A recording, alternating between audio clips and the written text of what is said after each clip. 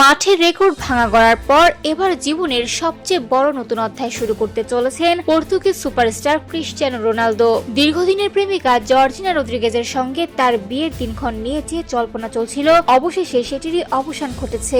আন্তর্জাতিক সংবাদ মাধ্যমের তথ্য অনুযায়ী আগামী সপ্তাহে পর্তুগালের মাদেরা দ্বীপের রাজধানী ফুনচালে অনুষ্ঠিত হবে এই বহুল প্রতীক্ষিত বিয়ের আয়োজন। ধর্মীয় আনুষ্ঠানিকতা সম্পন্ন হবে ঐতিহাসিক ফুনচাল ক্যাথেড্রালে। এরপর অতিথিদের জন্য রাজকীয় সংবর্ধনা অনুষ্ঠিত হবে 5 তারকা সাভয় প্যালেস হোটেলে। জানা গেছে, বিয়ের আয়োজনকে ঘিরে হোটেলের 2টি তলা সাধারণ অতিথিদের জন্য বন্ধ রাখা হবে। এমনকি হোটেলের বার সহ কয়েকটি বিশেষ অংশ শুধুমাত্র এই অনুষ্ঠানের অতিথিদের জন্য সংরক্ষিত থাকবে। সব মিলিয়ে নিরাপত্তা ও গোপনীয়তার মধ্যে সম্পন্ন হবে তারকা খচিত এই আয়োজন। এর আগে গুঞ্জন উঠেছিল রেনেসাঁ যুগের ঐতিহাসিক অ্যাস্টেট কুইন্তা দা রেগালেরাতে বসবে বিয়ের আসর। তবে সেটি শেষ পর্যন্ত সত্য হয়নি, কারণ ওই স্থাপনাটি এখনো সাধারণ দর্শনার্থীদের জন্য উন্মুক্ত রয়েছে।